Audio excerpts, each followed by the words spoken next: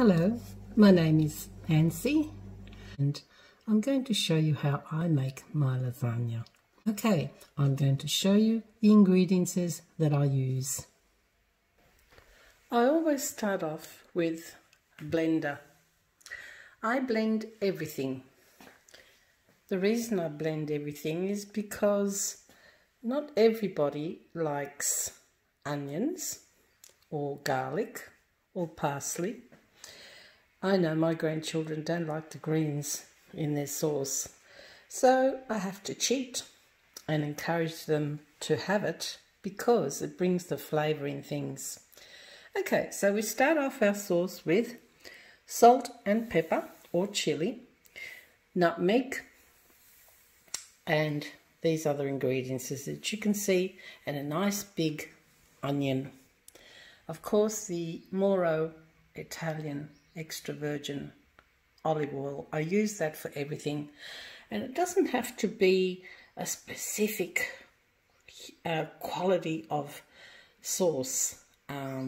It's nice to be able to use the pulpy chunk of Annalisa, but any other sauce that you have in the supermarket will do nicely. And the Leggo's tomato paste. The principle is to spend as little as you can, but to make sure that you make it tasty. It's how you combine the items that makes the taste. To make the sauce, you need 1 kilo of mince meat. It has to be best mince. You cannot use regular mince because they do have some lamb in there. I will first introduce to you how to blend in all these items together to minimize your work, and then once you get the sauce going, it's just taking its time to cook it very slowly for roughly about 1.5 hours. And then you switch it off once the sauce is done, and you continue with the sauce the next day when you prepare the white bechamel sauce in the follow-up of my videos. In the blender goes the onion, garlic, 2 tablespoons of sugar, a pinch of salt, a little bit of pepper, or if you don't want the pepper, you can add the hot chili, but I would not suggest it because there are some children that will not like that, so stick to the pepper, I think, and a good knob of butter. So you can blend all of these ingredients together, including the carrot, and make it very liquidy. Okay, it's important that you don't see one shred of onion. You make it into a liquid. Then you put some nice olive oil in a fry pan, and you infuse all of that liquid in there to make sure that it gets all that flavour in nicely, and you slowly introduce the minced meat. Once that is almost brown, then you blend in again in the mixer by itself the sauce, the Leggo sauce, and the other sauces that I showed you, which was the Annalisa sauce, peeled tomatoes. You put those in the blender and you put it all together with the mince, and you leave it to boil, to simmer for about 1.5 hours, stirring it from time to time, making sure that it's not going to stick to the bottom, and use the lowest flame possible. Again, I'm going to show you this so that you don't forget. Okay, you need to use a blender and incorporate the white sugar, 2 spoons, the onion and garlic together, rosemary, fresh rosemary if you have it, and parsley, salt and nutmeg, just a small quantity of nutmeg, and of course the olive oil. You put it through the blender, liquefy the whole thing, and then put it in a fry pan to just slightly cook. Remember, you've got already the onion and the garlic there to give it the flavour. After you do this, when you have fried the mincemeat, and it must be best mince, you then do the same thing with the sauce. Annalisa diced tomato and the Legos, put them in the container here and blend it all into a liquid. And that is your sauce. How to make a white bechamel sauce in very easy way. Few minutes.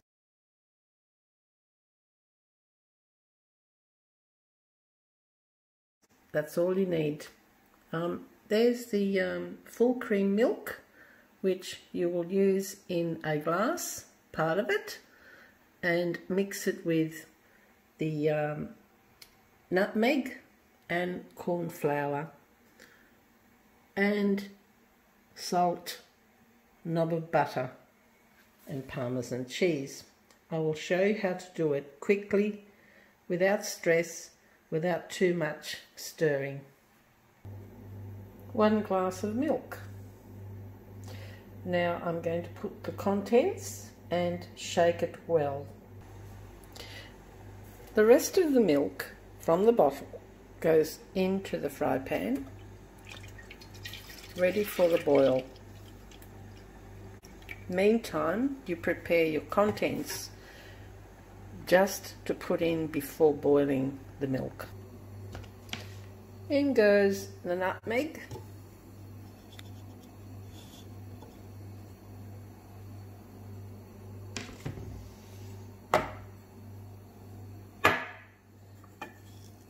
and pinch of salt in the mixture.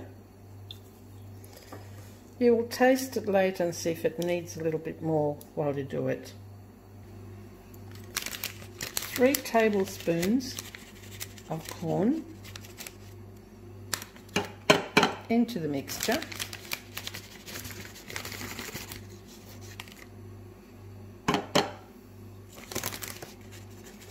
I'll do the third one a bit less because I'm holding the video, so it's a bit hard to do both. That's 3 tablespoons into the mixture, and mix well. Please don't use the mixer for this. Shake it like this by hand. It is better. The milk must be cold so that there's no granulars of corn left. Once you've done this, you add some Parmesan cheese. Not too overpowering. 1, 2, that should be sufficient. And mix again. And you can do all this even before you start the boil. But look, there's the milk now boiling. Okay, I'm going to add the contents in. As I add the contents in, comes the knob of butter. Okay, and now you stir. And it takes minimal time to stir because all the ingredients is all there. If you feel that it is not solidifying into a nice creamy mixture, what you do is you get a little bit more cold milk and you add 1 extra tablespoon of corn flour. This should then do the job. The actual process of this is roughly 10 minutes. There it is. It's happening now. Got to have the heat on full blast because it helps it quicker, and of course use a non-stick pot to do it with. You can see it's starting to become creamier. Always stir in the same direction. And just when it's about to be done, just taste it to make sure that there's enough salt to your liking.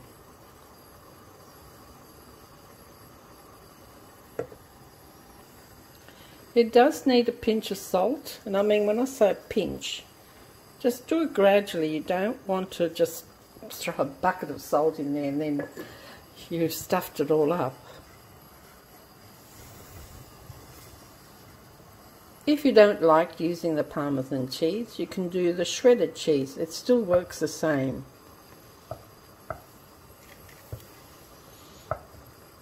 There you go. There's no lumps at all, and it's happening. It's now boiling to its maximum.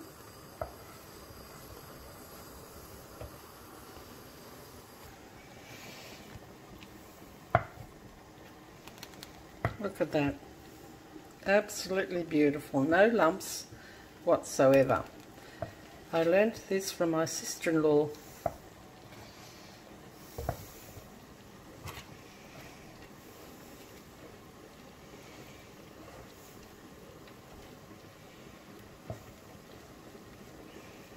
Hope you can manage to do it as good as I learnt to do it. Thank you for watching. I've had this dish for many years, and I'm talking like probably 20 years. It's stainless steel, and I use this most of the time. Got everything together here. The Parmesan cheese, Woolies mozzarella. You can go extreme and get the Italian Parmesan cheese imported from Italy, but you don't need it. If you have the flavour in the sauce, you can do the same thing. Now, this is the sliced mozzarella and the bechamel sauce, and here is my sauce ready for the lasagna. I do like to have the sauce a little bit more liquidy because I'm using the fresh Latina pasta. Okay, fresh Latina pasta sheets is the best way to go about this. They're nice and long, they fit in that tray perfectly, and one fresh pasta Latina tray will make up a beautiful tray like this. First, we use this type of spoon, and we don't incorporate the meat. Mainly it is the liquid sauce that you need for the bottom, right? That way you don't get anything sticky on the bottom, and it goes on well. And this is the base. Okay, once you've done this, then you do the layers of everything. You don't want to overpower it with too much mozzarella or too much cheese bechamel, because it's nice to have a combination of everything, but not one item overpowering the other. Okay. Now that we've done this, 2 sheets are in the bottom. Okay, that's the size of the sheets. That's how nice and long they are. I could make the homemade sheets, but these work beautifully. Now I'm going to put the mince in there, and I'm using this because it doesn't grab too much of the sauce. It actually grabs the meat. And that's what you want. You want plenty of meat in your lasagna. You don't want it to be pasta and very little meat like they do in the supermarket.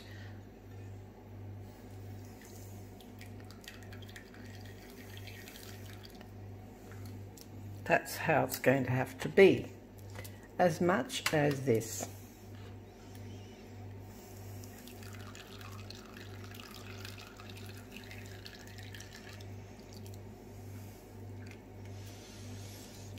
Okay.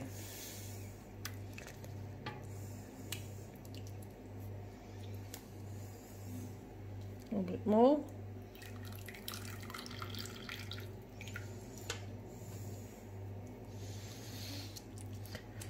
And now another layer of pasta. This time we use the sauce more in a liquid. There's the second layer of pasta. We use a little bit of that meat, but we really want to introduce the bechamel sauce, so we keep it more into the liquid side of things. The proper way to do this is as I'm showing you, because otherwise you can have a very dry lasagna. You don't have to boil this pasta. That's why I like this Latina sheets. Okay.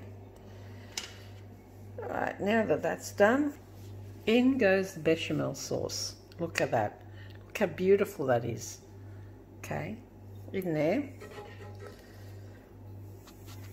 Beautiful. Just perfect.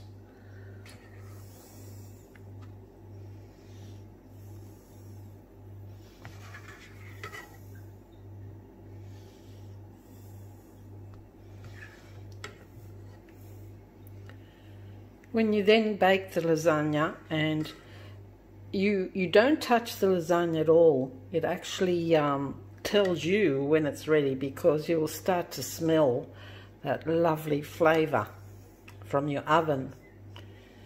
Okay, now I've put the lasagna, the bechamel in, and it's time for another layer of pasta. 2 more sheets went in, and again it's time for the meat. So a nice quantity of meat. You can see that the sauce is very liquidy, and that's exactly what I want. I want the flavour of the meat in the pasta.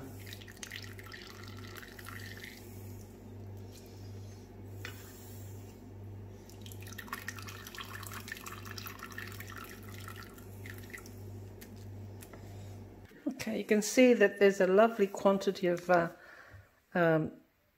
meat there. You will need 1 kilo of mince to do this tray, and you layer it out like so.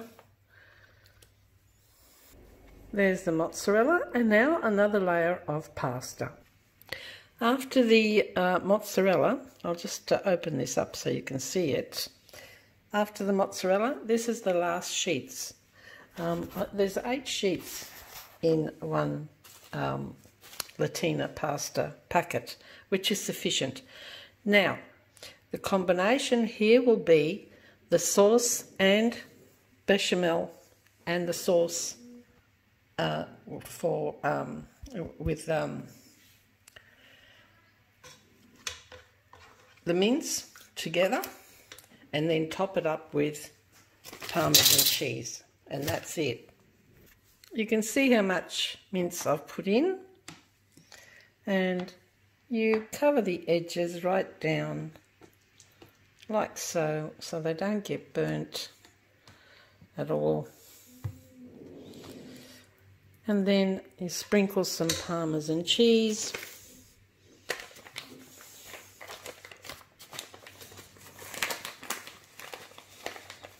With your hand will do nicely.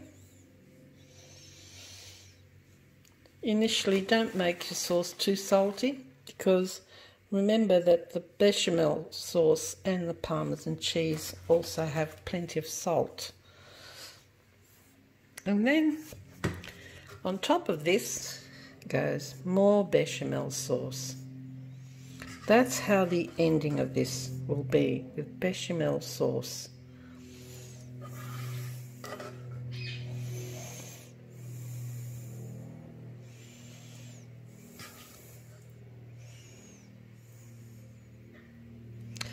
When you cook this lasagna, it usually takes about 2 hours at initially at 250 degrees if you're using gas, and then you slow it down to 200 or 150, and then when you start to smell it and it's done, of course you cover it up with foil.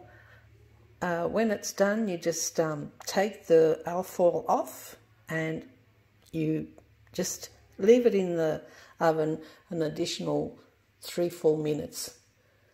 And you don't take it out of the oven, you turn it off and you leave it to set. Don't serve it until half an hour later, because the lasagna has to set. Thank you for watching. The consistency of the bechamel sauce has to be like so. You can use this sauce over fish, baked, or for the lasagna, and you have to have plenty of sauce for the lasagna too, and lots of meat. I don't believe in having a lasagna that's more pasta than anything else. You need to have a nice quantity of minced meat. I'll go through the minced meat process another day, and I will combine the two videos together.